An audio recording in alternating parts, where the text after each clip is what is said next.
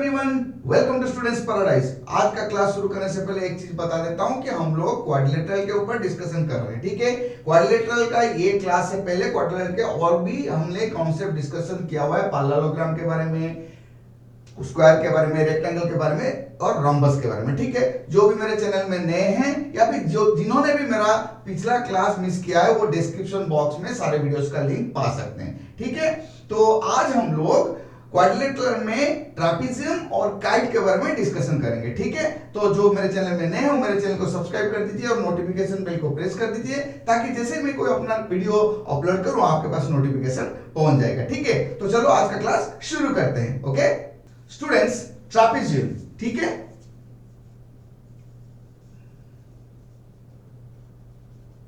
Trapezium देखो, trapezium क्या होता है? कोई भी ऐसा एक क्वाड्रिलेटरल जिसमें एक पेयर पैरेलल लाइन हो। ठीक है, एक पेयर, जैसे कि मैं सपोज ये ड्रॉ कर रहा हूं, एक ट्रापेजियम है,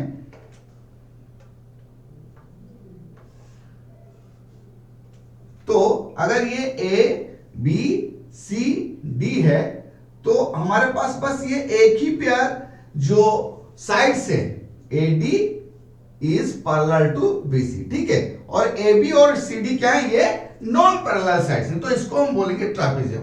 देखो, कोई जरूरी नहीं कि ट्रापेजियम को हम ऐसे ही बना सकते हैं। हमारे पास एक क्वाड्रिलेटरल है जिसमें एक पेयर ऑफ साइड जो पैरेलल है, तो ऐसा जरूरी नहीं कि ऐसे बने। देखो, एक ट्रापेजियम में और एक बनाता हूं यहां पे छोटा सा,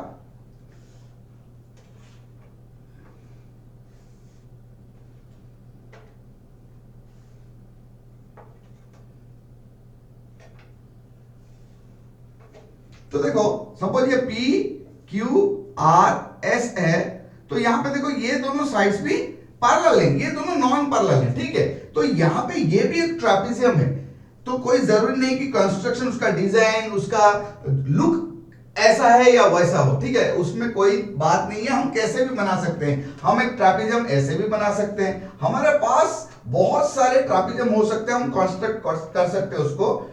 इतना ध्यान रहे, कभी कभी ऐसा लगता है कि नहीं सर ऐसा ही होगा क्या, ट्रापेजियम में ऐसे ही बना सकते हैं? नहीं, ऐसा कोई जरूरी नहीं है। हमको बस उसका कॉन्सेप्ट याद रखना है कि हमारे पास एक जो है, देखो ये एक भी ट्रापेजियम है, यहां पे क्या, ये दोनों जो साइड्स हैं एम एन, ठीक है, यहां पे M N parallel to OP है, यहां पे भी देखो Q R parallel to P S है, तो ये सारे ट्रापेजियम है। ठीक है, क्या कॉन्सेप्ट है? ट्रापेजियम एक ऐसा क्वाड्रिलेटरल है जिसमें a set of sides are parallel to each other. बाकी दोनों को हम क्या बोलेंगे? Non parallel sides. तो स्टूडेंट्स, अभी हमने देखा कि ट्रापेजियम का कंस्ट्रक्शन किस तरह से होता है, किस तरह से हम पहचान सकते हैं कि ट्रापेजियम क्या है। ठीक है, ट्रापेजियम क्या है? एक ऐसा क्वाड्रिलेटरल है जिसमें कि एक सेट ऑफ पैरेलल लाइन हो। तो जैसे कि ये भी एक ट्रापेजियम है, तो ट्रापेजियम का और क्या एंगल प्रॉपर्टी हम देख लेते हैं। यहां पे देखो, जो पैरेलल साइड से उसको हम क्या बोलेंगे? बेस, है ना, बेस इसको बोल सकते हैं। तो हम अगर यहां पे डीसी बेस है, या फिर अगर हम इसको रिवर्स कर दें तो AB भी बेस हो जाएगा। ठीक है, बाकी ये जो एंगल्स हैं, जो नॉन पैरेलल साइड्स हैं, इनका एक प्रॉपर्टी है, वो है कि देखो जो एडजेसेंट नॉन पैरेलल साइड्स में जो एडजेसेंट एंगल्स है वो सप्लीमेंट्री होते हैं। That implies angle A plus angle D is equal to 180 degree होगा और angle B plus angle C is equal to 180 degree होगा। ठीक है, ये जनरल ट्रापेजियम में, ठीक है, जनरल ट्रापेजियम में जो एडजेसेंट, जनरल ट्रापेजियम में जो एडजेसेंट साइड्स में, एक जनरल ट्रापेजियम में जो नॉन पैरेलल साइड्स में एडजेसेंट एंगल्स हैं वो सप्लीमेंट्री होते हैं। ये प्रॉपर्टी को ध्यान में रखना है। दो प्रॉपर्टी मैंने, एक तो जो दो प्रॉपर्टी है, मेनली दो प्रॉपर्टी को ध्यान में रखना है कि a set of sides are parallel और the adjacent angles are the non parallel sides, they are supplementary. ठीक है, तो अभी हम लोग आइसोसेलेस ट्रापेजियम के बारे में डिस्कशन करेंगे। ओके, देखो आइसोसेलेस ट्रापेजियम, इसमें ध्यान बस इतना ही ध्यान में रखना है कि जो आइसोसेलेस ट्रापेजियम है उसमें जो दो नॉन पैरेलल साइड्स हैं वो इक्वल लेंथ के होते हैं। ठीक है, इसका मतलब अगर मैं यहां पे एक ट्रापेजियम ऐसा बनाऊं,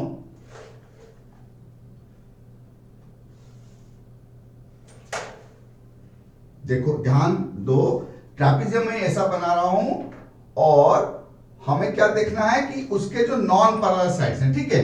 तो देखो ये suppose A B C D है, यहां बी सी और ए डी पैरेलल है, नॉन पैरेलल साइड क्या है, ए बी और सी डी।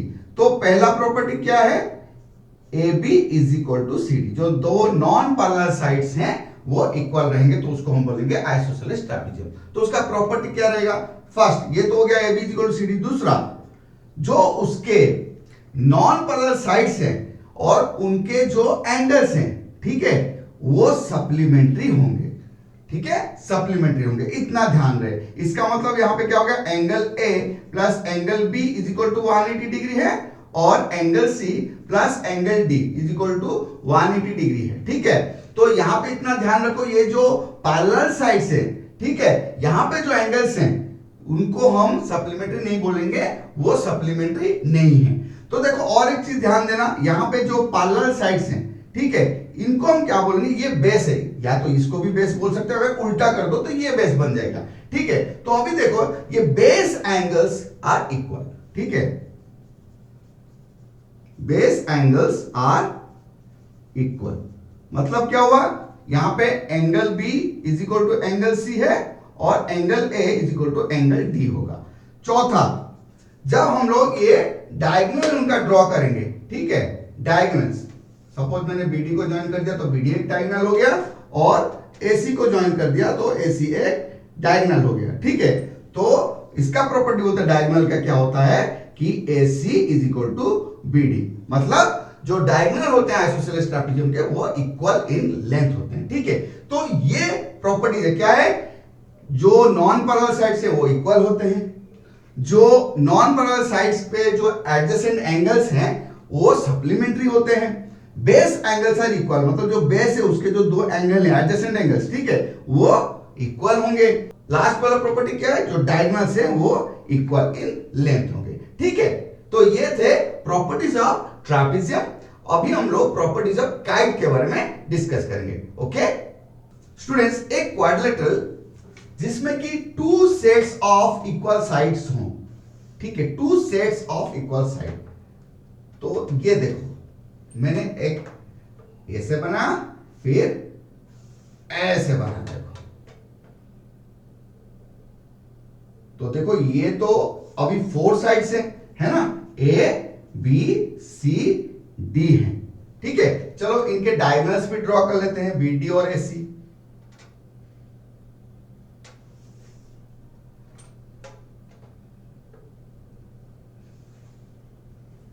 तो देखो यहां पे two sets of equal side, मतलब अभी ये दोनों साइड सेम है और ये दोनों, ठीक है, two pairs of equal sides है और वो क्या होना चाहिए, एडजेसेंट भी होना चाहिए। ये नहीं कि ये दोनों सेम है, ये नहीं, इक्वल भी होना चाहिए और एडजेसेंट। देखो ये दोनों साइड्स के एडजेसेंट साइड्स हैं, ये दोनों एडजेसेंट साइड्स हैं। अभी यहां पे और क्या प्रॉपर्टी है काइट का, प्रॉपर्टीज किसका, काइट, देखो लग रहा है ना काइट का पतंग, ठीक है। अभी देखो यहां पे पहला A B is equal to B C, first pair, second है क्या है, A D is equal to C D, हो गया। उसके बाद थर्ड प्रॉपर्टी क्या है, थर्ड प्रॉपर्टी क्या है, one of the diagonal is perpendicular bisector of the other diagonal. इसका मतलब क्या है, देखो यहां पे ये 90 डिग्री में एक दूसरे को इंटरसेक्ट कर रहे हैं, लेकिन यहां पे ये क्या करे, सपोज ये पॉइंट O है, तो यहां पे जो BD है ये परपेंडिकुलर टू AC है और AO is equal to CO है। इसका मतलब BD is the perpendicular bisector of AC, BD is perpendicular bisector of AC, ठीक है। यहां पे 90 डिग्री पे वो इंटरसेक्ट कर रहा है और साथ ही साथ AC जो दूसरा डायगोनल है उसको टू इक्वल पार्ट्स में वो डिवाइड कर रहा है। इसका मतलब AO is equal to CO है, ठीक है। इतना है काइट का प्रॉपर्टी। अभी हम लोग ट्रापेजियम और काइट के प्रॉपर्टीज को यूज करके कुछ एग्जांपल्स डिस्कस करेंगे ताकि ये सारे कॉन्सेप्ट दिमाग में अच्छी तरह से बैठ जाए, ठीक है स्टूडेंट्स। अभी ये क्वेश्चन को डिस्कस करते हैं। यहाँ पे एक देखो ट्रापेजियम दे दिया है, यहाँ पे दिया है कि AB is parallel to CD, ठीक है, पैरेलल साइड दे दिया है और ये 74 डिग्री एंगल A दिया है। और क्या दिया है, angle B is to angle C equal to 4:5। ठीक है, तो एंगल बी और एंगल सी का रेशियो दिया है। Okay, find DBC. तो अभी ध्यान दो, ये चाहे ट्रापीजियम हो, पैरेललोग्राम हो, रोम्बस हो, इंटरनल एंगल जितने वे उनका सम कितना होता है 360 डिग्री। तो अभी पहले यहां पे हमको तो ये सोचना चाहिए इसका जो टोटल वैल्यू कितना है, टोटल वैल्यू है 360 डिग्री एंगल सम। तो इसको हम क्या कर सकते हैं, हम लिखेंगे let angle B is equal to 4x, angle C is equal to 5x, क्योंकि रेशियो होगा तो 4/5 हो जाएगा। ठीक है, देखो एक चीज ध्यान दो, यहां पे इसको हमने 4x ले लिया और 5x ले लिया क्योंकि रेशियो 4:5 में है। डीएबी दिया है 74 डिग्री। ट्रापीजियम का प्रॉपर्टी क्या बोलता है, उसके हिसाब से angle A plus angle D कितने होंगे 180 डिग्री। ट्रापीजियम का प्रॉपर्टी के हिसाब से angle A plus angle D कितने होंगे 180 डिग्री। तो एंगल डी मिल गया हमको, देखो d equal to 180 degree minus 74 degree, क्योंकि ए का वैल्यू कितना है 74, तो ये हमको दे रहा है 106 डिग्री। ठीक है, तो ये मिल गया भाई, देखो 106 डिग्री। अच्छा, तो अभी हमको आराम से हम कर सकते हैं कि नहीं, ये 106 डिग्री और 74 डिग्री, ये 180 डिग्री है। बाकी एंगल बी और एंगल सी कितने होंगे, angle B plus angle C is equal to 180 degree, वो भी सप्लीमेंट्री है। तो यहां पे देखो 4x और 5x, so 4x plus 5x is equal to 180 degree, that means 9x is equal to 180 degree, that implies x is equal to 180 degree by 9, that is 20 degree. तो x का वैल्यू निकल गया, that implies 4x is equal to 4 into 20, that is 80 degree, and 5x is equal to 5 into 20, that is 100 degree. तो हमारा angle B कितना हो गया, angle B हो गया 80 डिग्री, एंगल सी 100 डिग्री।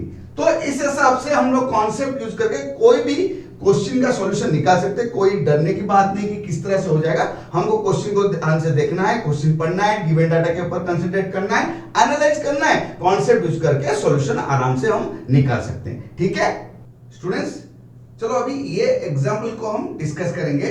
देखो ये एक काइट है, कैसे पता चलेगा, देखो यहाँ पे जो साइन दिया हुआ है उससे पता चलेगा। देखो ये दोनों साइड्स इक्वल है, कौन कौन सा जो गिवन है आज पर डायग्राम क्या दिया है, AD is equal to AB और CD is equal to BC। तो दो पेयर जो है इक्वल साइड्स है। ठीक है, तो ये एक काइट है। फाइन, हमने अभी डिस्कस किया था क्या, जो क्वाड्रिलेटरल जिसमें कि two sets of equal sides होंगे तो उनको हम बोलेंगे क्या, काइट। ठीक है, हमको क्या करना है, x y z का वैल्यू निकालना है और गिवन क्या दिया है, एंगल ADB दे दिया है 42 डिग्री और एंगल BCD दिया हुआ है 52 डिग्री। तो पहले हमको इसको एनालाइज करना चाहिए कि ये x y z कहां पे है और किस तरह से हम प्रोसीड करेंगे। ठीक है, तो चलो देखते हैं पहले x y, यहां पे ADB ट्राइंगल के अंदर है। ठीक है, तो हमको यहां पे ट्राइंगल का कॉन्सेप्ट यूज करना है, इन ट्राइंगल ADB। देखो ADB, यहां पे ध्यान दो, क्योंकि ये दोनों साइड इक्वल है इस ट्राइंगल के अंदर, तो ये एक आइसोसेलेस ट्राइंगल हो गया। तो जो भी आइसोसेलेस ट्राइंगल होता है उसमें क्या बेस एंगल्स इक्वल होते हैं, angle opposite to equal sides are equal, इसलिए क्या होगा, x is equal to 42 degree. ठीक है, x is equal to 42 degree, क्योंकि base angle of isosceles triangle,